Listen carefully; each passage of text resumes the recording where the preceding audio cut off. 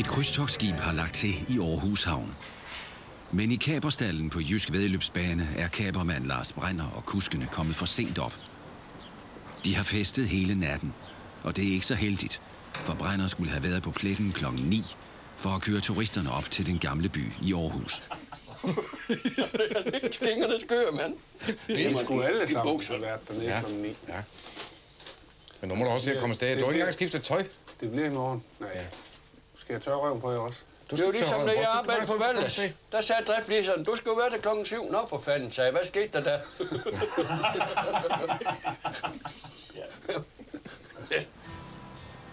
På Hestehospitalet Nørlund er Hans Skovgaard i gang med at få en god avlshingst til at afgive sæd. Avlsarbejdet er vigtigt, for det er her fremtidens vinderheste bliver skabt. Har du noget snus til ham, Hans? Se, hvad han kommer med. Se. Skal vi lige have noget snus? Ja, sådan. Sådan, ja, kom så, det lugter godt. Hun lugter så godt. Ja, hun lugter så godt. Hun er dejlig. Hun er dejlig, ja. Det var godt. Så ja, det var fint. Det var godt. Det er godt. Det er godt. Det var godt. Det var godt. Lige en par mere.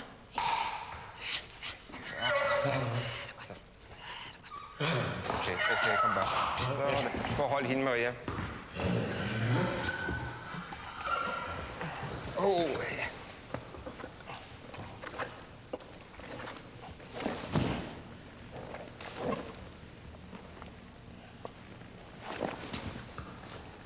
Det var godt, dreng.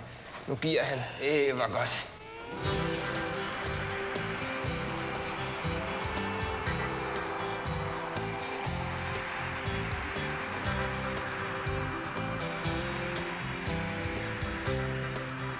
Tage og Lizzie er på udflugt i den 23 år gamle Granada. Og nu har de besluttet sig for at spise frokost på McDonald's. Tage glæder sig, for det er første gang, han skal på drive-in-restaurant. Så skal du have om til højre. Man skal altid til højre på motorvej. Så finder vi nok vejen derom. Så skal vi ned under loven over. Det ved jeg ikke. Prøv at dreje herom. Og du kan se, skiltet står der, McDonald's. Så skal du bare herom, så må vi se. Nu skal du køre stille og roligt. For vi skal lige have sådan, vi kan finde vejen. Men det viser vej. Ja, vi skal jo derover, og vi skal til venstre, når vi kommer op. Ja, men lad os nu se, hvor det er, vejen den går. Kør nu stille og roligt, Lise, for jeg kan sådan lige samle mig. Jeg har aldrig været der før. Vi skal lige se, hvor vi kan så komme hen.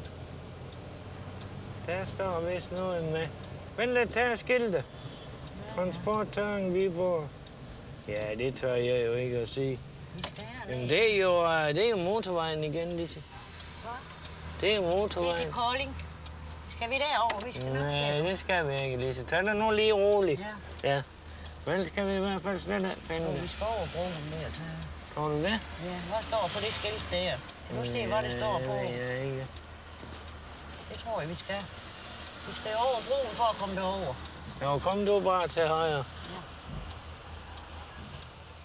Brenner er langt om længe nået frem til krydstogtskibet. Men desværre må han se i øjnene, at stort set alle turister for længst er gået fra bord. Good morning, mister. You want to go for a buggy ride? To the middle of the city. I can show you the whole city. Hvis man tror på tingene, så lykkes de også. Hvis ikke man tror på, så skal man holde op lige med det samme. Det skal man. Så jeg går til sagen med krum hals og tror på min Gud. Og så nogle gange så lukker jeg øjnene, så er det kun Gud, der tror på.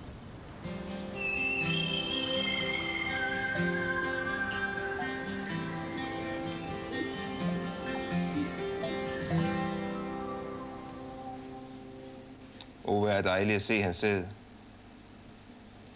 Den er præcis lige så god, som den plejer. Og det er jo også mærkeligt at tænke sig, at de små sædceller, der løber rundt hernede, at hver eneste en af dem kan blive til et nyt liv. Så i den ene ende, der står vi og bestemmer, hvem der nu skal insemineres, og hvem der skal være drægtige. Og så i den sidste ende, der står vi næsten og bestemmer jo, at nu er hesten kronisk og uhelbredeligt syg, så nu kan den ikke mere. Så det vil sige, at vi er med i begge ender, både ved starten og ved afslutningen. det tør jeg at sige. Der Den er jo lige der. Hvad? Den er jo lige der. Ja, det er han også der. Ja. Så skal vi bare efter de andre biler derind. Ja, det skal vi også. Jamen, lad være med at køre så stærkt, Lise, for der er ingenting, der haster. Jeg kunne da heller ikke At køre forkert, det er så godt. Vi kan lige se det. Ja, okay. Så skal vi lige finde skilteren, hvor er det hen? Ja. Der skulle være noget skilte med. Det må være her et sted. Der står McDonald's. Ja, og så skal vi ind til at drive lige ind, for her. vi gider ikke at holde. Lige her skal du ind. Ja. Der hvor den bil kommer ud. Bare vink ham ud. Men der må jeg ikke køre ind. Nå, men så må du køre ind næste gang. Så skal vi finde det her, hvor at drive ind, for vi skal jo ikke have... Nej, her tage der. Så skal jeg derhen. Ikke også? Skal du det? Der er skilte jo, ikke også?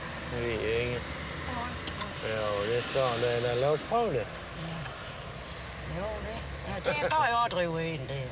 Ja, hvor står det her? Vi er så dumme. Det står jo på skiltet der. Det gør jeg også. Nå.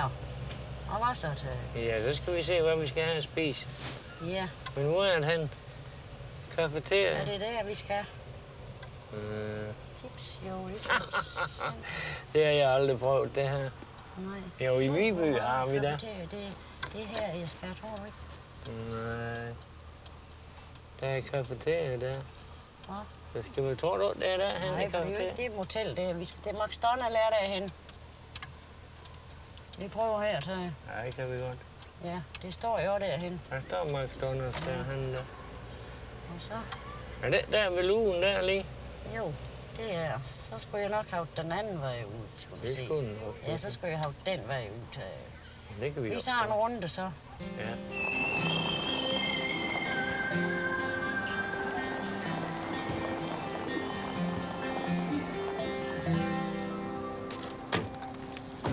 Så er vi her, Filia. Ja. Hans og Birte er ankommet til Nørlund Hestehospital.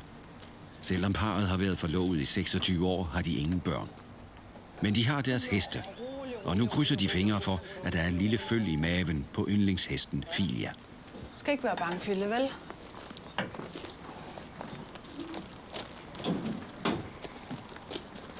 Hej. Hej. Han skal lige have en tom mælk inden han er med moren. Han er godt nok helt uberørt af det her trailerkørsel. Kom så. Du skal blive lidt på numsen, farmand. Kom. Kom så. Du kan selv. Gå så ud. Men jeg går det hende her ud først. Rolig. Kom så går vi.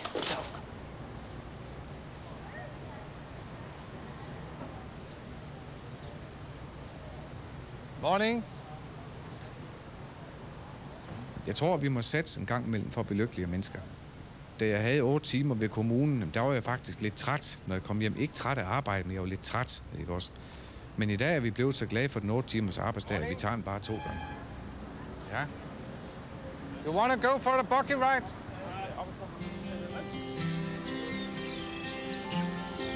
Ja, vi skal herind igen. Skal vi ind og se, om du har en lille baby inde i maven, ikke? Du skal ikke være bange, Fille, vel? Kom så. Du er vant til det, ikke? Skal vi herind, ikke også? Kom. Så står du bare her. Sådan. Nu kan jeg se mor. Vi kan bare stå her, ligesom vi plejer. Goddag. Tak skal du have. Ja, det gør. Ja. Så nogenlunde. Det er godt nok spændende. Hun var jo så lidt vanskelig hele vejen igennem, jo. Ja, det er det. Både med fuglingen, jo. Ja, det er jo det. Og så kommer hun ikke rundt til tiden. Nej, den kom ikke til tiden. Det er noget helt... Til tiden, så vi måtte hjælpe hende og det hele. Ja. Så det bliver spændende. Det var lidt mærkeligt rundt, jo. Helt anderledes, end vi plejer. Så vi er også lidt spændt på det, faktisk. Ja. Det er det i hvert fald. Men hun er jo heller ikke helt ung mere. Og vi glemte hendes fødselsdag. Hun blev 19 den 30. Der er ikke Vi skal ind der, hvor han er. Ja, men det er den anden vej. Stop, betal her. Ja. Men hvor får vi så maden hen? Vi bliver nødt til at køre den vej rundt. Vi er dumme. Ja, vi er dumme til. Ja, vi er dumme. Vi er dumme til. Vi prøver at køre den vej.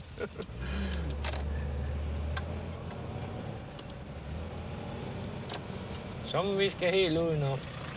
Jo, hernede så der. Nej. Nå, hvad vil du nu? Det er samme vej, som vi kom fra før. Det er vi. Ikke der. Jeg kan tro, den er god. Prøv at herop. Det er rigtigt. Så skal du derover. Nej, den ligger der. Tak. Bestil her. Nu skal du ikke gøre mig. Stop. Bestil her. Hvor skal vi have 2? Det ved jeg ikke. Hvad vil du have? Jeg vil have... Goddag, velkommen til McDonald's. Kan jeg tage imod din bestilling? Ja, tak. Hvad skal vi have? Vil du have sådan en lille... Jeg vil kun have en lille hamburger. Vil du have det? Ja, lad os få 2 af dem. Ja, 2 hamburger. Og så Ja, så kunne I tænke jer noget at drikke til? jeg vil gerne have en sodavand. 2 sodavand. 2 sodavand. Ja, lad os få 2 sodavand. Ja, der kan I vælge mellem cola, Fanta, Sprite, Cola Light, vandstrøm. Jeg vil gerne have en cola. 2 små cola. Ja, tak. Så stiger I med 41,5 i det første vindue. Og jeg vil gerne have en appelsinvand. Ja. En cola, en appelsin. Ja, Ja, tak. Det er vældig fint. Det bliver stadigvæk 41,5 ved det første vindue. Ja, 41,5 så Jo. til det første vindue. Skal vi så køre? Det skal vi nok køre derhen. Ja.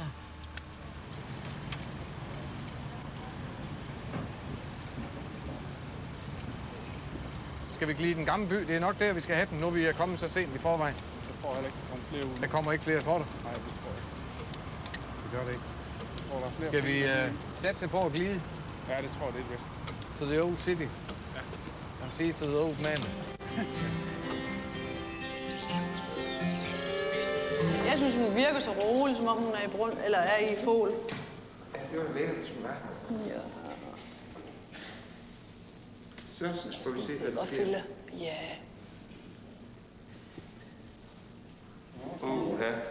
Hvad så? Det var næsten alt for godt. Er det rigtigt? Ja. Er han der? Skal vi se. Skal jeg lige finde hende til det var godt fin, ja. Ja, de der. Ja, den er fin. Den er da rigtig fin. Ja, den er flot. Helt normalt. Det er jo kun fosterben, vi ser nu på det tidspunkt her. Kan vi få kopi, Skovgaard? Ved du hvad, den er ikke hjemmeprintet. Den er ude med Linda. Nå. Hvad? Den er 2? Den er meget fin. 2,5? Nej, den er 3 cm. 3 centimeter, kan jeg se. Det er fint. Vi sikrer slet ikke en til. Det var godt, ven. Du er så dygtig. Ja, det var godt. Det var godt. Har du en lille baby? Ja, men det er meget fint. Har en lille bror derinde? Og helt normalt. Hvad? Se, han er derinde. Prøv at se Fidus derinde. Det er den lille sort prik der. Nej, det forstår du ikke. Så der er slet ikke noget nu. Og der er kun en. Tillykke med det. Tak skal I have. Ja. Det var lækkert. Ja, en 50 øre til. Ja. Nå, for søren, det har jeg ikke. Det kommer lige nogle flere. Så skal hun have... Sådan. Så, det er kommet til at holde lidt langt fra dig. Ja. Vi må hellere få en gong, for så har vi den til at minde om Må vi bede om en bong? McDonald's. Tak. Ja. Det var godt, mor. Tak. Ja. Nå. Det var... Mange tak skal du have.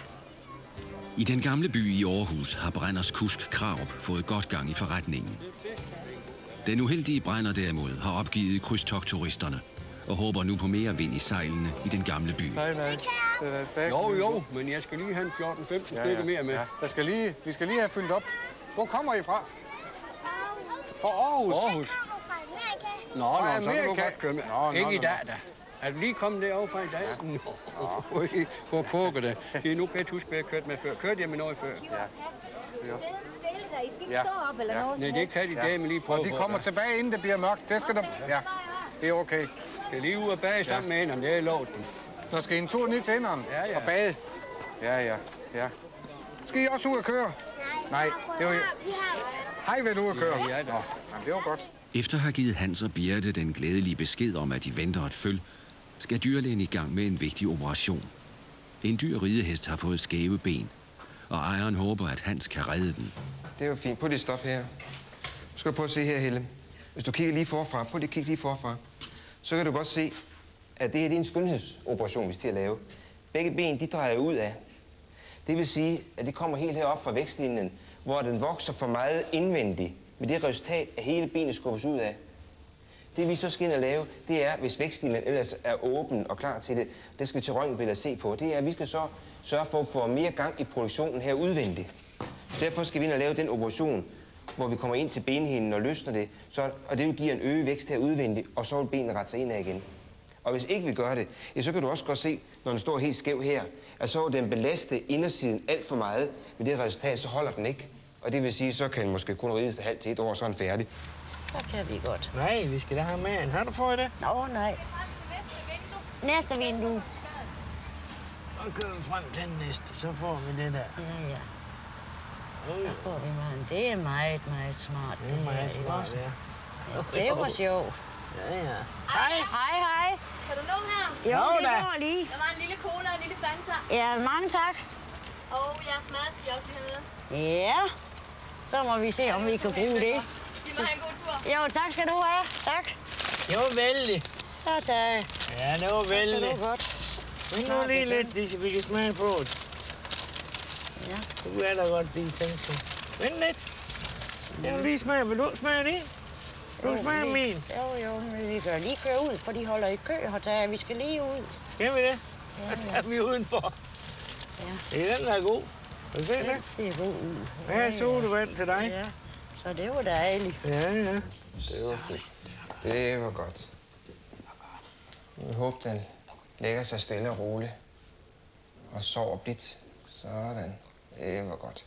Det må også være grimt at stå op og så falde i søvn. Så er det klart, at man kan slå sig, hvis ikke der er polster, som det er herinde.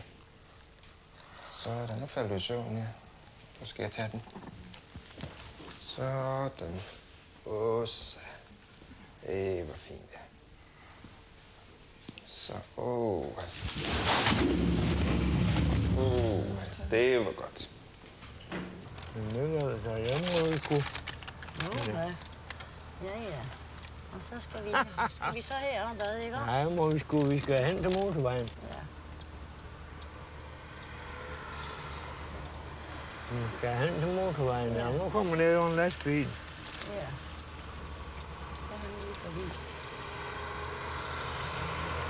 Det var sjovt smag, det der. Ja, men det var det. Jeg bruger med om det. Det kan jeg allerede sige nu. Nej. Jo, det gør jeg nok. Tror du? Ja, det er nok noget for dig. Jeg tror knæde med, det er noget for mig lige. Nu skal vi finde motorvejen. Ja, nu skal vi Igen, her vi se holde være på. Det er Jules Minde. Den vej skal du i hvert fald. Der er motorvejen. Horsens. Hvor skal jeg? Der er motorvejen, den grønne skilt. Skal jeg ned til højre? Skal jeg herned? Ja. Jeg skal ikke til Horsens. Nej, det skal du da heller ikke. Nej. Det er jo til Aarhus og Horsens. Ja, jeg skal herud. Ja, det må du sgu. Det må være den vej herhen. Ja, det er rigtigt. Ja, det må det være. Ja. Kan vi slet finde rundt i Danmark med? Vi var unge der kunne vi finde til både til Italien og Spanien. Se på skiltene her. Jamen, der står... Ja, hvad står der? Det er derom, du skal, Lise. Hold her. Ja, Jamen, stop nu. Ja. Du skal derned.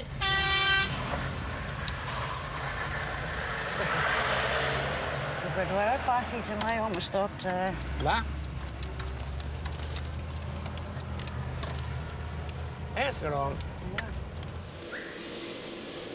Trækker den ned ham. Godt nok. Prognosen er god, fordi den er så åben i vækstlinjen, som den er.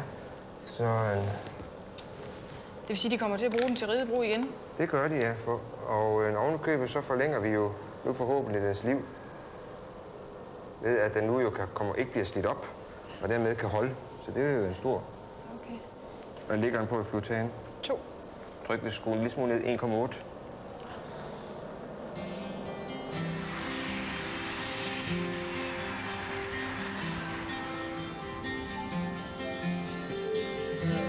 Hans og Birte er tilbage i Røved. De er taget på skovtur og nyder den glædelige meddelelse om, at de venter et føl. Og så har Hans efter 26 års tøven friet til Birte og fået ja. Hvad så når vi skal giftes? Hvad skal vi have Lars til at køre os heroppe omkring? Hvad? Skal vi have billeder heroppe? Det synes jeg. Vi er jo spænk her. Skal det være her, synes du? Det ved jeg. Her er bænk. Ja. Eller, ja.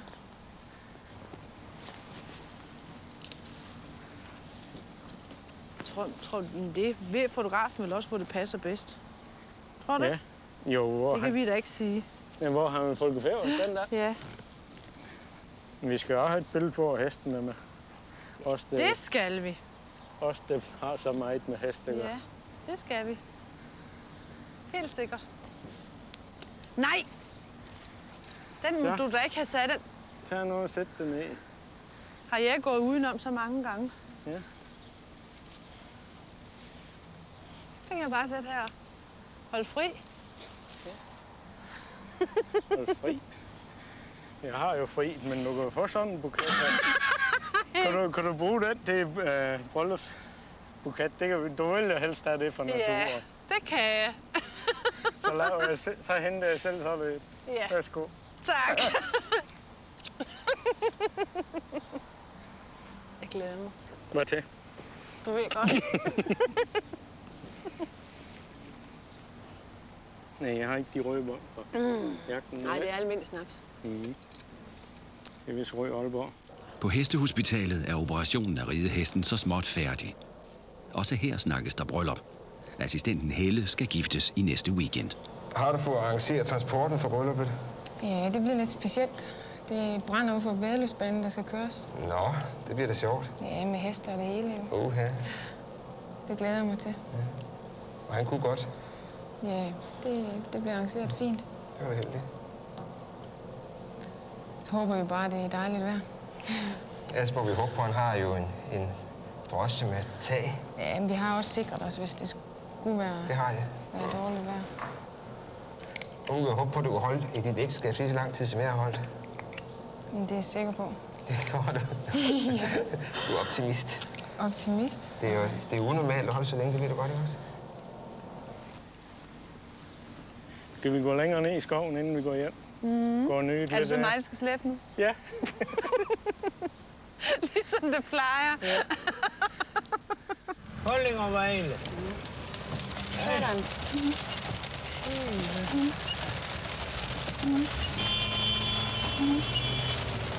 Hvad sker der? Det var fordi, at jeg kom til at... Jeg kom til at dreje ud foran ham. Hvad han? Jeg kom til at dreje ud foran ham. Og så her. Er vi så på den rigtige vej? Det er bare for at lige ud, for nu går han lige til Odense. Striler og børster i næste uge.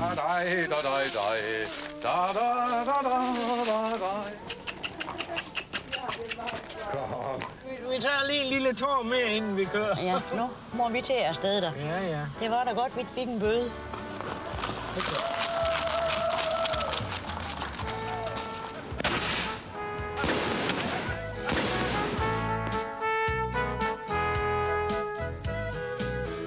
Se med næste onsdag kl. 20. Lige om lidt spørger Ole Steffensen, er der nogen hjemme?